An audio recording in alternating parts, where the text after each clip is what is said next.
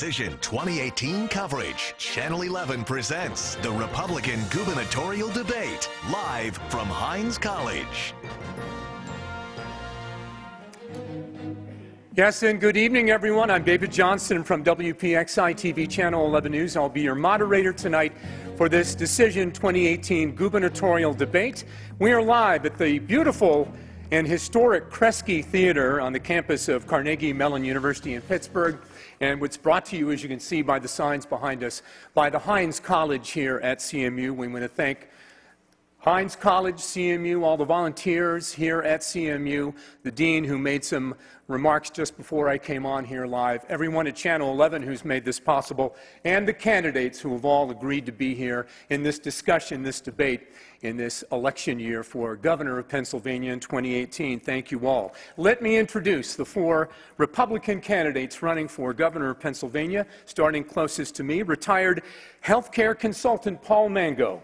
Mr. Mango, welcome. Thank you. State Senator Scott Wagner is next. Senator Wagner, thank you. Laura Ellsworth, who is a Pittsburgh-based attorney. Ms. Ellsworth, great to have you here. Thank you. And the Speaker of the Pennsylvania State House, last but not least down there, is Mike Turzay. Speaker Turzay, thank you very, very much. Quickly, just go over some rules to let you know, and they've heard this before, they've agreed to all of this. The debate will go up until just before 8 o'clock tonight. We're going to begin with a 2-minute opening statement in this order. The order has been determined earlier by names pulled out of a hat. Questions from me first, and then questions submitted to our website at WPXI.com, Channel 11, from our viewers and from students here at CMU. The first answer is to be no longer than 1:30. For the second question, just 30 seconds. I know that's not much, but I know you're professionals, you can do it. Then thereafter, 1 minute, 30 seconds. Fifth and sixth question, 1 minute. And for the questions submitted to us, they will be 1 minute long as well. The quicker you can get to an answer, we appreciate that. Here for a second, and that would help things move along. And to the audience, I would say, because I heard as we introduced the candidates just moments ago, we heard some partisan applause. Keep that to a minimum, if you would, because it'll move things along as well. All right, we ready to go, everyone? Again, thank you all for being here. Opening statements, 2 minutes apiece, and we begin right here with Paul Mango. Mr. Mango. Thank you, David. I've spent the last 14 months traveling over 70,000 miles, meeting with thousands of Pennsylvanians. And despite all the advantages we have here, they're hurting. They feel economically insecure. They feel physically insecure. They feel that there's been an erosion of core American values, and they're sending us a very strong message, and that is it's time to bring our jobs and our children back home to Pennsylvania. You know, one of my opponents likes to say I came from nowhere. I prefer to say I came from nothing. My granddad arrived here from Italy a century ago. He was by himself, 14 years old. Couldn't read, couldn't write, couldn't speak English, did not have a penny in his pocket. I'm the son of Italian-Irish Catholic parents, neither of whom has a college degree. There were 5 of us children growing up. We all shared a single bathroom. My mother used to go down to my father's place of work and pick up his paycheck on Fridays so that we could eat over the weekend. But despite having seemingly nothing, they gave me everything I needed to be successful in life. Strong family values, faith in God, a sense of commitment to serve this country, and the unfailing belief that I could be anything I wanted in this country as long as I tried hard enough. And guess what? On that fourth count, I believed them. I set off on an improbable journey that began at West Point, where I met my wife of 35 years, to the 82nd Airborne Division, off to the Harvard Business School, and then to the most respected professional advisory firm in the world, where I spent 25 years leading a team that built a $500 million global healthcare business. Along the way, my wife had a wonderful career and delivered to us 5 beautiful daughters, one of whom is here in the audience tonight. We understand that we've been blessed by God and by this country, and we understand the obligation that confers upon us, which brings me to the next step on our journey, which is to restore the dream of America to the people of Pennsylvania, to free them from the liberal, progressive, socialist policies of Governor Tom Wolf, indeed to bring our jobs and our children back home. That's what my candidacy is about. All right. Paul Mango, thank you very much. Up next with his opening statement is State Senator Scott Wagner. Mr. Wagner. Good evening, everyone. I'm Scott Wagner. I'm from York, Pennsylvania. I'm a private sector business owner. I have started several companies from scratch. My first business enterprise I started at age 19. Pennsylvania has been good to me. I went to Harrisburg in 2014. I was elected to the Senate as a first ever write-in candidate to be elected into the state legislature. We have many issues in Pennsylvania, and you're going to hear about a lot of those issues tonight. But I will tell you, the reason I went to Harrisburg is for years I saw my business and other businesses affected by Harrisburg.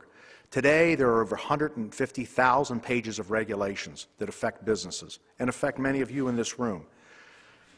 We have all kinds of issues. We have a heroin opioid crisis. We have, everywhere I go, I hear about school taxes. We have a skilled labor crisis. We have an economy that's flat. We have many, many issues.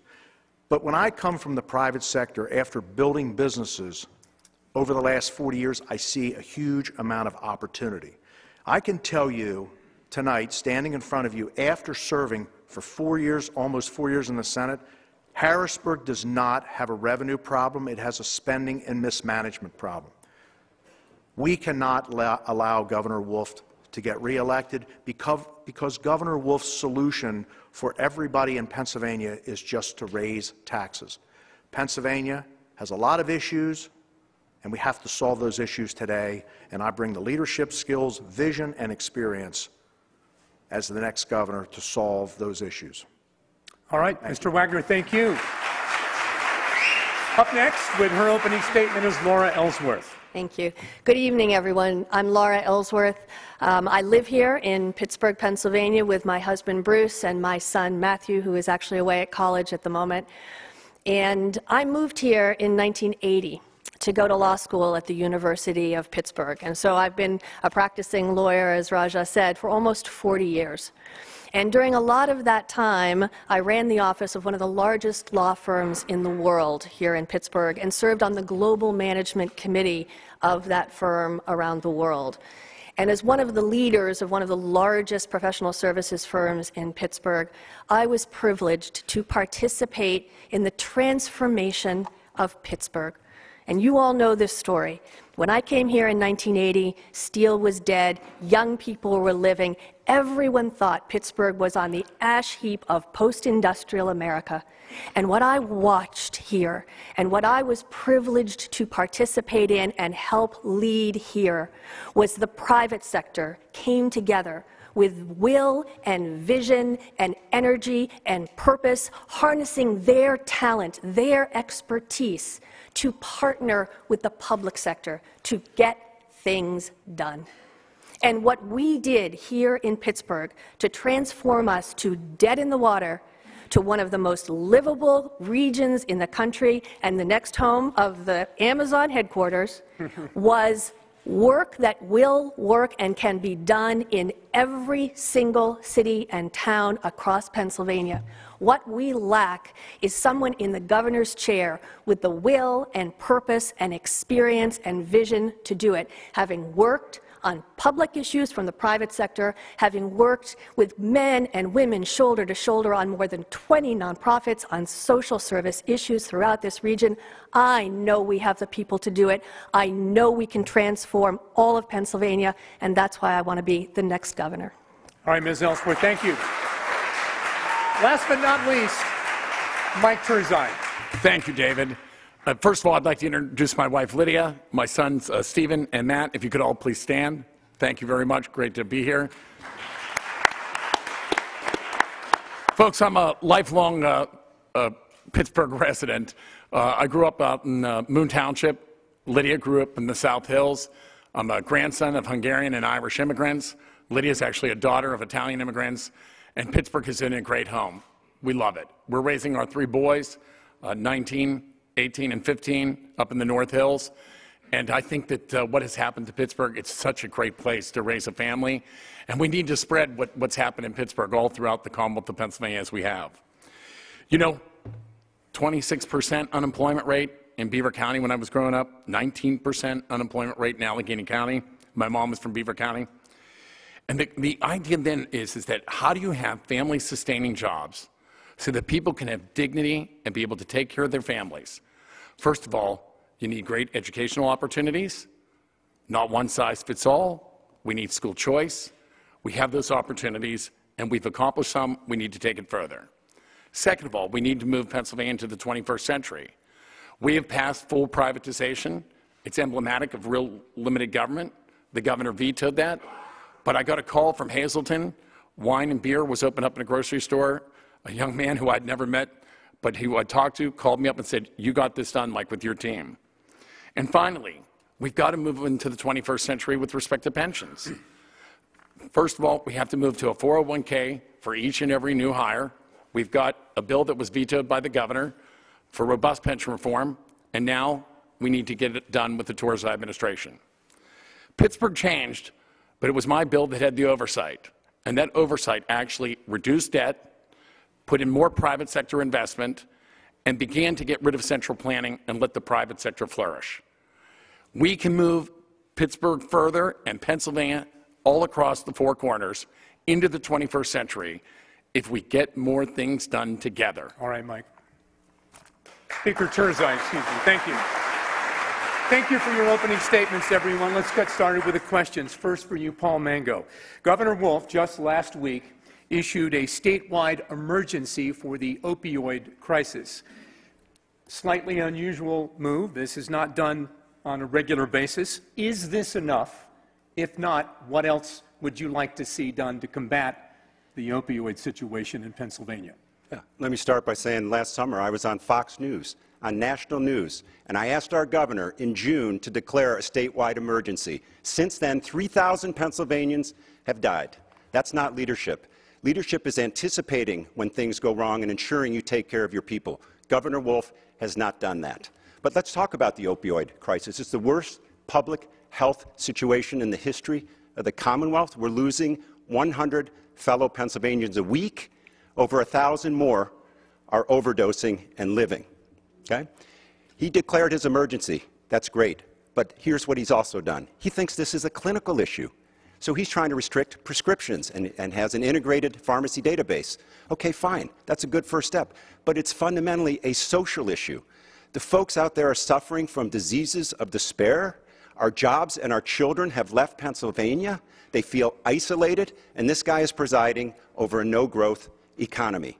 Furthermore, this problem cannot be solved from Harrisburg with mandates. You know who can solve this problem? Local communities can. I've spoken to coroners, I've spoken to pharmacists, law enforcement, EMS specialists, families who have lost kids. If we organize them, give them the proper resources, they will solve this problem. This epidemic is not the same in Wilkes-Barre, Scranton as it is in Harrisburg, Pittsburgh, or Philadelphia. It's very different. We need to empower our local communities to solve this problem, give them the resources to do it, and they'll take care of it. All right, thank you, sir. Scott Wagner, you're next. What should be done about the opioid situation? This is a crisis, and it's very complex.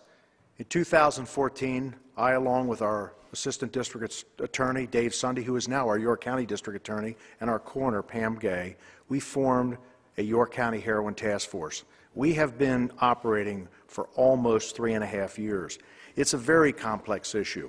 You know, we do have prescription drug, overprescribing. We have heroin dealers in the alleys and back streets of cities in Pennsylvania grossing $10,000 a week. This is a very, very big problem.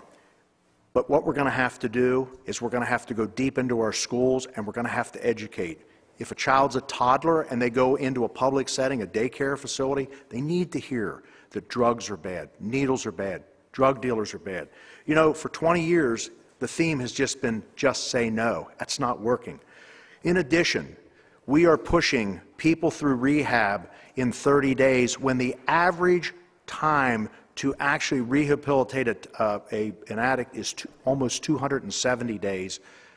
It's very complex. This is an issue that we can't solve in a minute and a half, but I can tell you what I have learned in the last 3.5 years on that York County Heroin Task Force has been nothing short of breathtaking.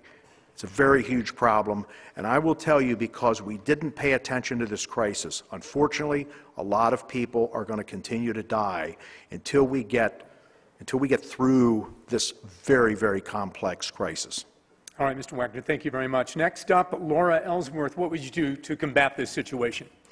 I disagree slightly with some of my colleagues because I don't think it's an either-or solution. This is such a massive problem, and it goes so deep that we need an all-of-the-above solution. I would include the following features, and I would do this because I know too many children, personally, who have died from opioids. And as I look out in this audience, I dare say every single one of you knows a family who was touched by opioids. And so the first thing I would do is I would speak to the families, and I would help families protect themselves and their own.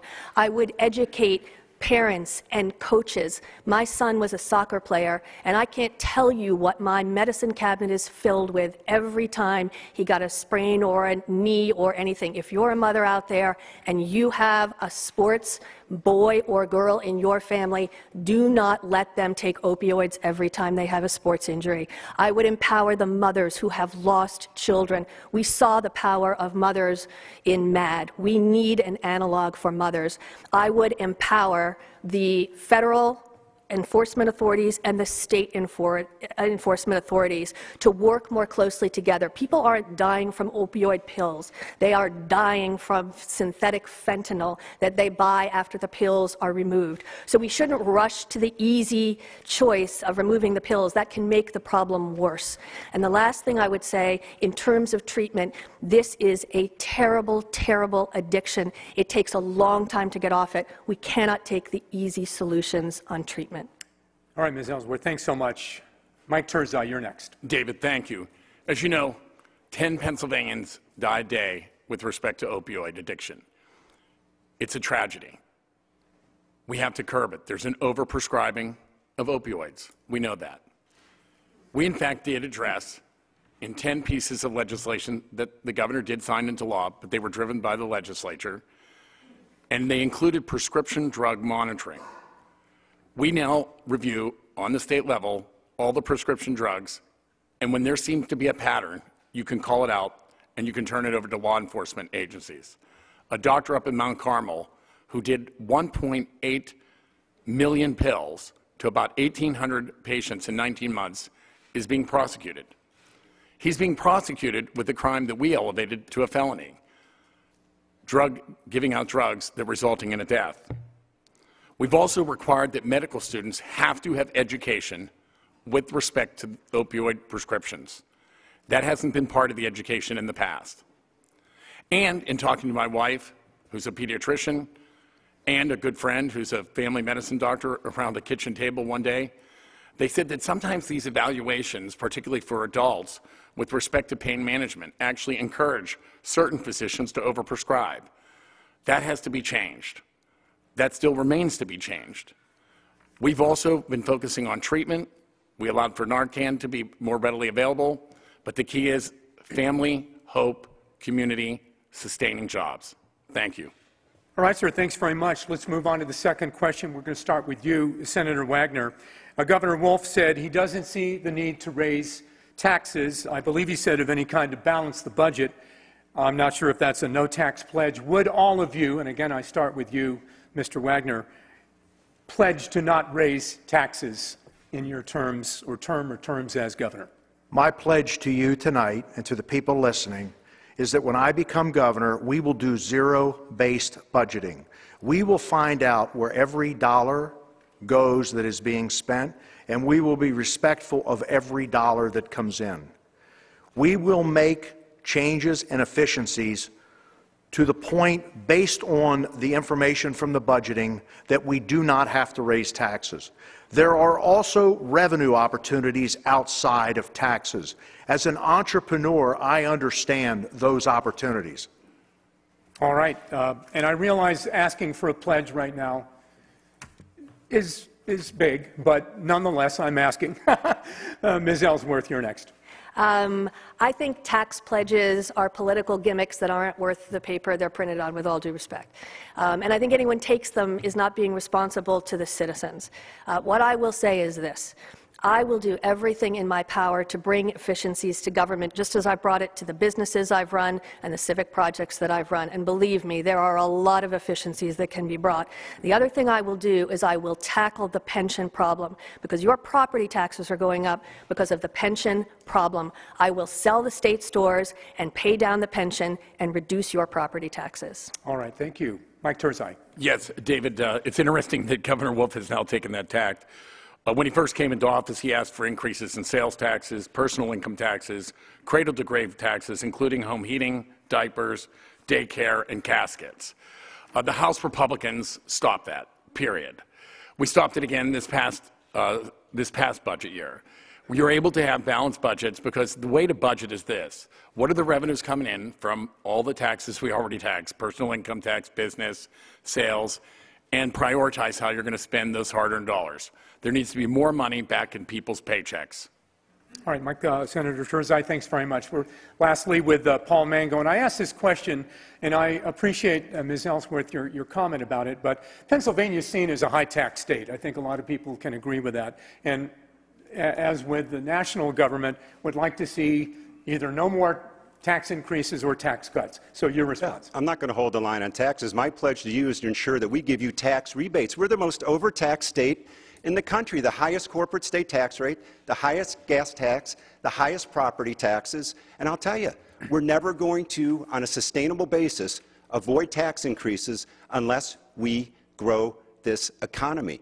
No one else is talking about growth. I've been associated with large multi-billion-dollar corporations for 30 years. They could never save their way to prosperity. We need to bring our jobs and our children back home. That's the way to ensure that we don't have to raise anyone's taxes. All right, sir, thanks very much. Third question is about infrastructure. We're going to start with you, Laura Ellsworth. We hear reports all the time about our structurally deficient and crumbling bridges and roads. So what would you do to rebuild our infrastructure, and how would you pay for it? So infrastructure is like the bloodstream of any company. We need it to get to work, to jobs, to workforce programs. We need it to import substances and export goods. We have to invest in our infrastructure. I was one of the prime advocates for Act 89 on behalf of the business community to provide the funds that were necessary for infrastructure to build back our bridges that are 100 years old. The legislature in the last budget raided those funds and took that money away from infrastructure. I would not allow in the budget process funds to be taken away from important infrastructure that is necessary to grow and develop business and attract new business to Pennsylvania. We need to provide stable, predictable, and consistent funding in order to do the major projects that we need to have in order to bring businesses and grow businesses in this state. All right, Mike Turzai, what would you do with improving infrastructure? Can this be done without taxes? We just did Act 89, which doubled the amount of revenue that's coming in with respect to infrastructure, and it was certainly not rated. We actually increased it from $2 billion to $3.8 billion on an annual basis. And the key thing here is with respect to our structurally deficient bridges, of which we have 25,000, the most in the United States, we are now doing about 300 bridges versus 150 bridges that we were doing before. We also have pro rata the highest state road miles in the entire nation, over 40,000 road miles, and we've increased the amount of miles that we are repairing. We've doubled that to almost 6,000 miles annually versus when it was about 3,000 miles annually. The key thing is this. We do need mass transit for big cities like Pittsburgh and Philadelphia. You've got to be able to get people to and from work, but there's got to be some cost efficiencies that come with that, and they're not there right now. Furthermore, public-private partnerships was something that we enacted in the House. The governor signed it. It has allowed us to use the private sector outsourcing and financing to make sure we reduce the cost to the taxpayers. All right. Thank you, sir. Paul Mango, you're next on infrastructure. I've said this several times before, but we cannot have a first world, globally competitive economy with a third world infrastructure. And I'm the guy who's driven 70,000 miles across the Commonwealth in the last 14 months, and I'll tell you, we have a third world infrastructure. But there's a larger issue here, and you heard it, and that is of the $2.6 billion that's going to Harrisburg from Act 89, which is our gas tax, $800 million is being taken to fill a budget gap. And you know why? Because we have a liberal, progressive, socialist governor who is funding his expanded government programs. We will not solve this problem until we bring our jobs and children back home with a vibrantly growing economy. That will be my first priority. We'll be able to pay for our infrastructure with that. All right. Paul Mango, thanks very much. Scott Wagner, you're next. Infrastructure. We need to spend more money on infrastructure. The money is there to do these projects: roads, bridges, water lines, systems, sewer lines and systems, and also technology infrastructure. But I will tell you that the regulations, two agencies specifically, Department of Environmental Protection and PennDOT, do not cooperate together. Do you know that PennDOT has to go to DEP for permits, and those permits sit on desks for months, sometimes years? Why are bridges closed for years at a time? This is the kind of stuff that a governor with construction background who understands how to make things happen will push infrastructure at a greater pace than it is today. Just talk to any engineers you know, and they will tell you that the system in Pennsylvania to get infrastructure completed, permitted, is broken. All right, but again, you say the money is there. It exists now Money is to there. do the job. Okay. Yes. Next question for Mike Turzai. Marijuana. Medical marijuana is the law now in the state. Do you support that law? And what about recreational use of marijuana? Would you support that? I absolutely do not support the use of recreational marijuana. I think that marijuana is, in fact, a drug that leads to further drug abuse, and it actually takes away important faculties and ultimately dignity from people. We do not want our young people being able to get addicted to marijuana, and I think we have to actually curtail it. Go to Colorado. You hear about it all the time. It's prevalent, and it's actually costing more to state government. Medical marijuana, when it was limited specifically to helping very targeted approaches like epilepsy, I understand that. But it was far more broad-ranging than what we had in front of us, and I voted no, because here's the thing. It was about big marijuana. Hanger, who was inside Secretary Hanger, got one of the licenses and just tried to sell it for, what, $20 million? That was one of Governor Wolf's secretaries in his cabinet. Got one of the licenses. That whole program was completely replete with political favoritism and was not about taking care of taking care of people. Okay. Mike Turzai, thanks very much. Go to you now, Paul Mango, on marijuana. Yeah, I support the use of medical marijuana because I spoke to 15 physicians, and every one of them said the same thing to me, which is, Paul, there are legitimate uses for this when used properly. But I cannot believe we're having a conversation about the use of recreational marijuana. We just said 3 minutes ago, we are losing 100 Pennsylvanians a week from opioid overdose. This is a scourge. This is the worst public health crisis in the history of the Commonwealth. This is not the time or the place to have a discussion about recreational marijuana. That's a no. I appreciate that. I would just You think so, Dave? You think so? Yeah. I would just add this conversation, with due respect, is happening in this state, and it's happening all over the country. Whether you agree with it or not, it's happening. Scott Wagner, you're next on marijuana. I do not support recreational marijuana. I have, between three companies, 250 truck drivers. Truck drivers cannot be using drugs and be on the road with drugs in their system. I voted yes for the medical marijuana issue when it came through Harrisburg. I believe that there are uses for medical marijuana to help with some of the cases, pain, epilepsy, but absolutely not on recreational marijuana. Okay, yes to medical, no to recreational. Laura Ellsworth, you're next on the marijuana issue. Yes to medical with a caveat. I do believe that there are certain medical uses for medical marijuana, but I think we don't yet know all the facts of who's applied for those licenses and how they're being handled. And I think there are a lot of people who want that program to be a gateway to full access to marijuana. I don't favor that, and I don't favor that because I've worked with too many young people, amazing young people in our inner cities, and I want them in schools and in jobs and in public service jobs, not smoking pot. So I'm all for saying that we're not going to have legalized marijuana, but we have to find those opportunities for our young people at the same time. All right, thank you for that answer. Now we switch to this question, and Mike Turzai, you're next. In the courts right now is the gerrymandering case. The plaintiff, the Democrats, saying the lines are unfairly drawn, benefiting Republicans. I know you're all Republicans, and you may like the lines the way they are right now. But what do you say to Democrats, and there are more of them in the state of Pennsylvania to the tune of about 700,000 or 800,000, who say it is not fair and it leads to uncompetitive races? The political process in Pennsylvania says that you vote on the congressional races in the legislature. That means a vote in the Senate and a vote in the House, and then the governor signs it. The fact of the matter is when it was passed in the House, it was a bipartisan vote. It had 136 yes votes, including 36 Democrats, and 61 no votes, and we had some Republican no votes. The bill could not have passed without Democratic votes. In fact, there were 10 Allegheny County Democrats that voted for it. There were 16 Philadelphia Democratic representatives that voted for it. In addition, Congressman Altmaier, Congressman Brady, Congressman Doyle, and Congressman Holden, all Democratic congressmen weighed in and supported the map as it was. In fact, Congressman Altmaier actually even wrote a letter in support of that particular map. Partisan gerrymandering is a new theory. A state court's never taken it up before, ever in the United States. The fact of the matter is when we passed that congressional map, it had bipartisan support, and that's the way it should have been done. You're good with the lines now?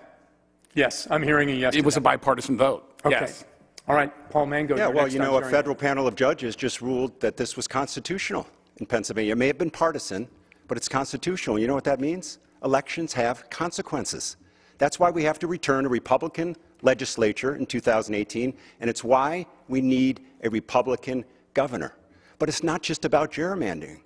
What's at stake here, and the consequences are much larger. We have a liberal, progressive, socialist governor who his policies have resulted in us losing jobs, losing population, health care premiums doubling, 100 Pennsylvanians a week dying of drug overdose, and has not touched the pension deficit of $80 billion. We need to turn this thing around. We need someone who's going to enable economic mobility and growth. We need someone who's going to bring our jobs and our children back home, and that governor's going to be me. All right, Scott Wagner on gerrymandering. As Mr. Mango stated, Speaker Turzai stated, courts have decided on this. I am more focused on Pennsylvanians, the drug crisis, the school tax issue that I hear about everywhere as I go around Pennsylvania, the skilled labor crisis, education, opportunities. The courts will decide what will happen, but the current system, as Speaker Turzai said, was voted on. It was a partisan vote, bipartisan vote, and Democrats and Republicans came together and voted the current system in place. Okay, yes, courts have decided this, but a court is currently deciding this, and that's the state Supreme Court, which arguments have been heard about this. Ms. Ellsworth, your thoughts? I disagree respectfully with my three colleagues up here. I do not believe that our current system delivers the best result for Pennsylvania. I didn't believe it when the Democrats control the process. I don't believe it when the Republicans control the process. I think citizens of Pennsylvania will be better off by the creation of a bipartisan group that looks again at what the lines are here in Pennsylvania. And I think if we are fair and honest with one another, a bipartisan group that re-looks at how we exercise our right to vote is called for in Pennsylvania, and it's called for urgently. All right, thank you very much. I am personally curious, and I know that a number of viewers have submitted this question, and some from the students as well. As Republicans, what do you think of President Trump and the job he is doing? We start with you, Paul Mango. Yes, I voted for President Trump in the primary. I voted for President Trump in the general election. I maxed out my donations to President Trump. I think he's doing an outstanding job. He's for jobs and economic growth. He's for infrastructure development. He is for bringing dignity back to skilled labor, which is very important. He's for tax reform. He's for health care reform. He has a new justice on the Supreme Court that is going to, again, adhere to the Constitution. I just think the direction we would have been in with the alternative would have been a disaster for the United States. I support the President's agenda. I am delighted that he is our President, and I hope he comes in to the Commonwealth of Pennsylvania to support me in the general election. All right, sir. Thank you. Scott Wagner, you are next. Let's let Mr. Wagner answer. Your thoughts on President Trump. November of 2016, President Trump was elected on a Tuesday. That following Friday, I called a real estate partner and said to my real estate partner, Glenn, I think we should pull the trigger on that spec building. We built a 7,000 square foot spec building that is sitting empty today because we have more confidence in the economy. So I believe that President Trump has done many things that are beneficial to our economy. As far as the tax package, I don't know how it's going to benefit me. We will find out. But most importantly, I believe that the people that work at my companies, the blue-collar people that work at Penn Waste, people that work in the customer service department are going to see more money in their paychecks. The most important thing is the tax package is now bringing money offshore for corporations that have gone through an inversion process, Apple Computer, for example. There's a potential that we will see $2.6 trillion of cash back to America. But I would like to say that I'm proud of President Trump for standing up for a dictator in North Korea, because he is standing tall behind our military who stand tall and defend our country every single day. All right, sir. Thank you. Laura Ellsworth, President Trump. So I'm a little different than my colleagues up here because, as I think, as all of you know, I didn't vote for President Trump. I know. Okay. All right, everyone. All right, let's be fair to her. Let's let her answer. I voted for John Kasich. And I voted for John Kasich. I voted for John Kasich because I had campaigned for John Kasich, and I stay with the guy that brought me. And so I supported him. The reason that I didn't support President Trump was because there was a divisiveness that I thought he brought that was going to, at best, be a distraction to our country. There were so many things that I liked what he was saying, but the divisiveness bothered me. And so I will say this on this topic. I will say, as the person who did not vote for him, he has done more for veterans in this country, which is work that I do in, than any of the three presidents combined. He has done a brilliant pick for the Supreme Court. He has done a lot for business and deregulation. I do not agree with everything he does. I don't agree with everything my husband does, and I love him. But that's where I am on the president. All right, Laura, well, thanks so much. All right. Mike Turzai, you're next. Yes, I certainly support President Trump and his agenda. I certainly voted for him. I was a delegate to the convention in Cleveland on behalf of President Trump. And I have to tell you, each night I would go up to the convention. I would spend the night, drive home. But every night one of the boys came. Lydia came one evening. A lot of my friends came up. It was very energizing because we knew that there was change afoot in the United States of America. The deadlock had to be addressed, and we needed to focus on manufacturing, energy independence, and jobs. That's so crucial to the Commonwealth of Pennsylvania. It's why Pennsylvania went for President Trump, which it hasn't done for a Republican candidate since President Bush Sr. The other thing is the Supreme Court pick is outstanding in Justice Gorsuch, a narrow interpretation of the law. In addition, the tax cuts are going to put more money back into people's paychecks. People's savings, their 401ks, are actually growing. I was blessed to be invited to the Oval Office with a number of Republican governors and legislators representing Pennsylvania for Education Reform Initiative, and I was very proud to do so. Okay, Mike Turzai, thank you. Now questions submitted to our TV station and from CMU students. We're going to try to get a couple of three in there. We start with campaign finance. We're going to start with you, Scott Wagner, on this one. People complain about the money in campaigns. You know this, I'm sure. Pennsylvania's campaign finance system receives an F grade, ranked 43rd of 50 states. This is by the Center for Public Integrity. What policy changes would you support, maybe none, I don't know, to improve this situation, money in politics? I think the largest issue is what we see in Pennsylvania and in Harrisburg in the way of lobbying money that flows into Harrisburg. Listen, there are many lobbyists that have educated me on many issues, but to think that in Pennsylvania in 2015 there was $500 million spent on lobbying in Pennsylvania is just breathtaking to me. Now, as far as campaign reform and maybe limiting contributions, I would be in favor of some change. But the challenge we face as Republicans is that the Democrats have the opportunity to receive union money from public sector unions that comes via union dues deduction out of paychecks. The PSEA, for example, has 180,000 members that pay $800 per year on average. The PSEA collects almost $150 million, and they use a lot of it for lobbying. These are the kind of issues that we have to deal with in Harrisburg. All right, sir, thanks very much. Laura Ellsworth on campaign finance. I am a proponent of limits on campaign finance. Right now, we have a system here in Pennsylvania, as you know, where there is no limit whatsoever to the amount of money that you can pay to gubernatorial candidates. Now, some days, I love that. Most days, when I'm thinking about what's best for my state, I think that is not a good position for us to be in.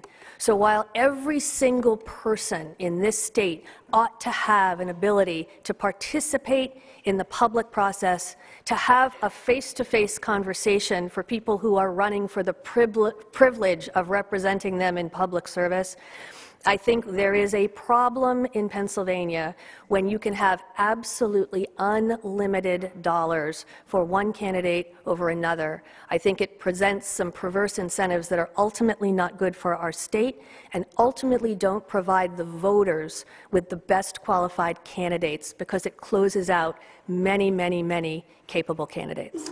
All right, thank you very much. Mike Turzai, should there be campaign finance reform? I will tell you right now, I do not favor limits. Lydia and I, we have 3 boys. We're trying to get through college. Our oldest is at the University of Notre Dame.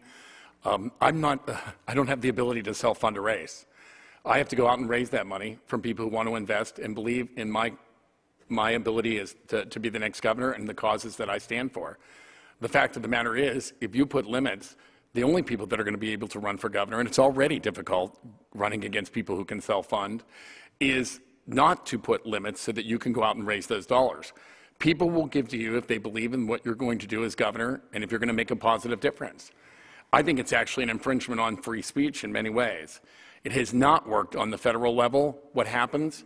The people who can self-fund get elected to the office. We have all rich people in the United States Senate, it seems to me. And the fact of the matter is it's become limited as to who can actually run for positions like governor and U.S. Senate if you put limits on. Look at West Virginia. The richest guy in the state just won the governor. Okay, Mike Turzai, thank you. Paul Mango, last but not least, on campaign if we go finance back to the 2016 election cycle, President Trump's opponent had 2 or 3 times as much money as he did, and it didn't matter. And you know why it didn't matter? Because the people were engaged in that election cycle, and they propelled President Trump to the White House. I'm all for transparency. I think there should be reporting of who's giving money to who. But I agree with the Speaker on this. I think it's an expression of free speech. People should be able to express their speech through donations for the candidates that they most believe in. But again, I think this is about engagement of the voter. We saw an extraordinary engagement of the voter. We've seen it many times where money means less today than it ever did before.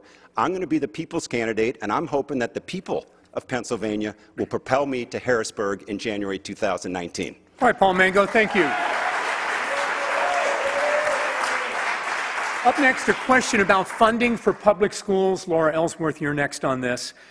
As you know, it's based on property taxes right now. Would you like to see this changed? Is that fair? Should it be from income taxes or another source? So I will say that I think education is probably the most important investment we make in our state and in our people and certainly in our children. I do not support views that would remove property taxes completely and put it somewhere else. I think there is an important aspect of property tax to fund education that actually helps build neighborhoods and build school districts. I also believe, however, that we need to realize that the education of our children and our next generation is one of the most important features of government, and so for that reason, I do believe that we should expand the use of tax credits, EITC, OSTC. We should expand those so that we drive more private dollars into education, that we use the knowledge and experience of the actual people of Pennsylvania to know what schools educate their children best in their communities. And expanding those programs will put that power in the hands of Pennsylvanians, not in the hands of people in Harrisburg. Thank you. Mike Turzai on funding for public education. Yes. First of all, education is not one size fits all. Public education is crucial to making sure that there's opportunity, but it's not the only place. We have about 1.6 million of our students educated in public schools, but we also have 250,000 in private schools, 130,000 in charter schools, and about 30,000 that are homeschooled. Property taxes are the basis on a local basis. We do not want to see people getting pushed out of their homes. But the key is do you want Harrisburg to do it, or do you want the local community to do it? I believe in local control of education. If we took all the local taxes with respect to public education, we would be bringing $16 billion to Harrisburg. Trust me, you do not want to bring that kind of money to Harrisburg. The key is if you want to be able to shift to an earned income tax or to business privilege tax on a local basis with the school district, we've passed legislation to do that in the past. And right now with the constitutional referendum that just passed, you could in fact use an earned income tax as a shift on a local basis. Keep your money locally, keep up your real estate values, determine how you want your local school system to be. That's how you keep up good education across Pennsylvania. All right, sir, thanks very much. Paul Mango, you're next. Yeah, I've come out in writing and called for the complete elimination of school property taxes, and the money doesn't have to flow through Harrisburg necessarily to do that. I'm the only one on this stage who has put that in writing. I'm the only one on this stage who has articulated a plan for the future of Pennsylvania, and that's part of it. There are 10,000 Pennsylvanians last year that were evicted from their homes because they could not afford their property taxes. Most of these are seniors on fixed incomes. We absolutely have to take care of them. But there's a larger issue. We're in Pittsburgh, Pennsylvania tonight. We spend $400,000 for a high school graduate, and a good percentage of them cannot read upon graduation, and a larger percentage of them cannot perform 8th grade math. We need a different education system for Pennsylvania, and I've called for 3 things.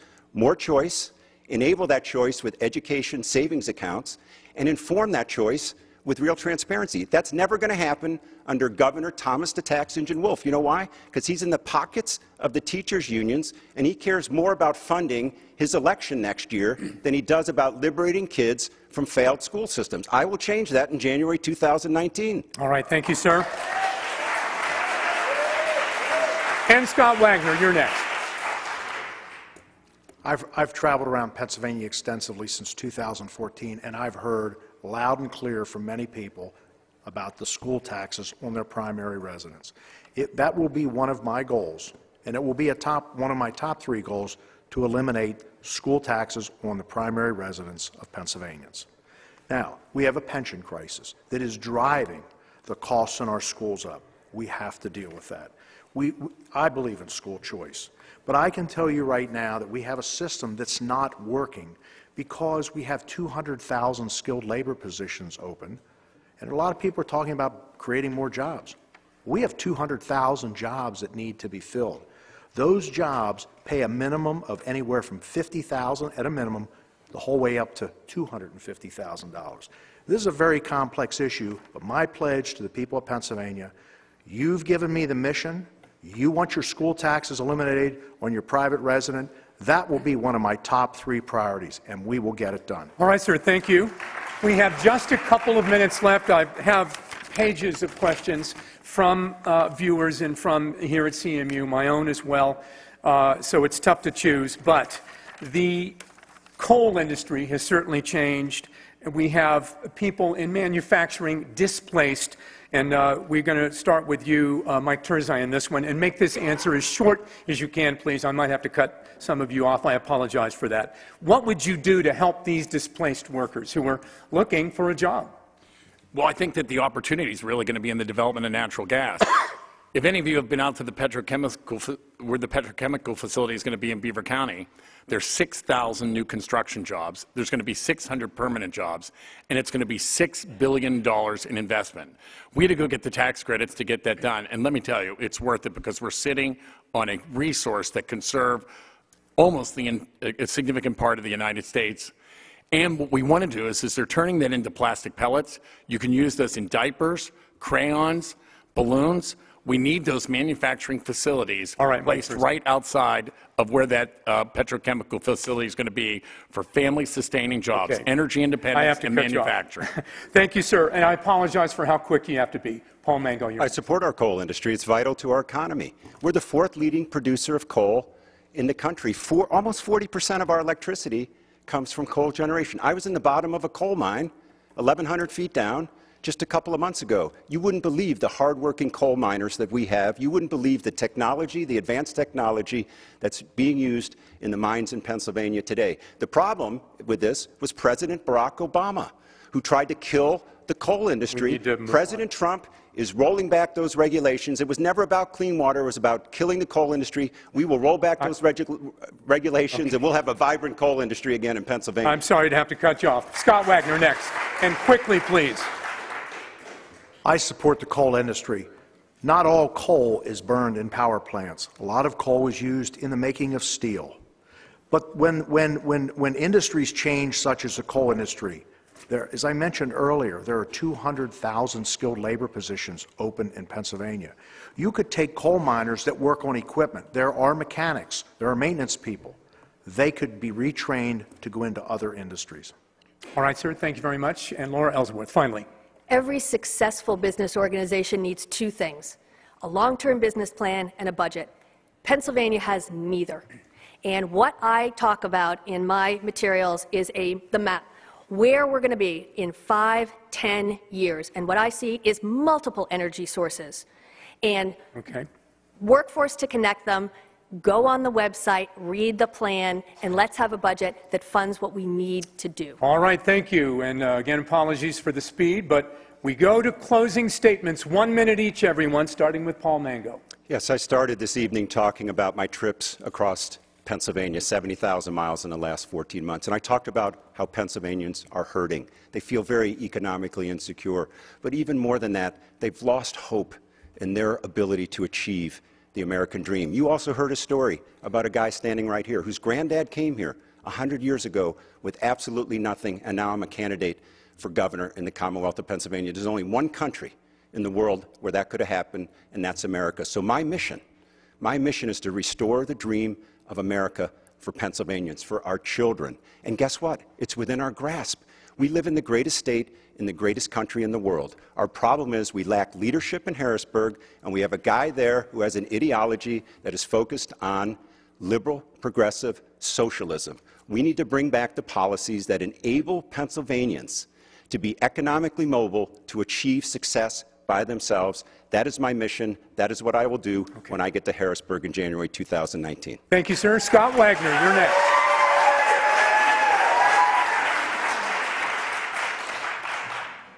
Ladies and gentlemen, I'm the only person on this stage has a unique combination of experience. I have almost 40 years of private sector experience, creating jobs, taking risk. I've spent 4 years in the Senate. When I am elected as the next governor, I will get things done. And I can assure you that I don't need to put training wheels on my bicycle. I understand the issues. This is about leadership, vision, experience, and getting things done. I will tell you that in the first 90 days, when I am the governor, I'm going to put together outside resources to help us make the changes needed in Pennsylvania. I'm going to tell you, take this to the bank. In the first 90 days, you're going to think Grant went through Richmond. All right. Said as only it can be in a union state. All right. Laura Ellsworth, you're next with your closing statement. As I said in my opening remarks, Pennsylvania has every single thing it needs to be the #1 economy in this country. It lacks 2 things. And these are the 3 things that I would do in my first 90 days. Number 1, I would come together and do the map. Where are we going to go in 10 years? Number 2, I would bring together the leaders and I would do a budget that is a real budget, an on-time budget, and I would pass legislation or a constitutional amendment to say that unless and until a balanced budget is passed, no legislator nor anyone in the executive gets paid, because their job is to do what we do for our families and our businesses, which is to have a plan, execute on a plan, and do it in a way that advances the issues of the people. I'm going to tell you about 2 women that I think about when I fall asleep every night. A grandmother who ran a farm. They were so poor she had to open it to the public dump so her pigs would have some place to eat. She went out, picked up bits of broken glass. We need to move on. And turned that over to her great-granddaughter as the 2nd largest glass recycling company in Ms. the Ellsworth, country. we have to go. I hate to cut that story off, but on to Mike Turzai, closing statement. Thank you so much. Look, folks, there's an ideological battle going on in the United States and in the Commonwealth of Pennsylvania. We have 2 visions, and they're competing. The first one is Governor Wolf's. He wants more dependence on government. He wants to expand Medicaid rolls, increase unemployment, as opposed to making sure that the economy grows with family-sustaining jobs, which may make sure that we have good schools and good communities. They are completely different visions. And sometimes you're going to have battles, and I've been battle-tested. We've taken on Governor Wolf, and we've won. Secondly, we have to make sure that we continue to focus on things that bring us into the 21st century and allow for competition and privatization. Government is not the answer. The private sector is the answer. So here's what I'd like to do. I'd like to see a complete 401k plan. I'd like to see full privatization with respect to wine and spirits. I want to see enhanced school choice, because that's going to make Pennsylvania better. We're going to build on what we've done, and we're going to close the deal, and we're going to have a strong governor who believes that in the individual, not government. Okay. Everyone, thank you. Candidates, thank you so much. Thank you at home for watching. We want to thank the Hines College at CMU, and don't forget to vote. Good night, everyone.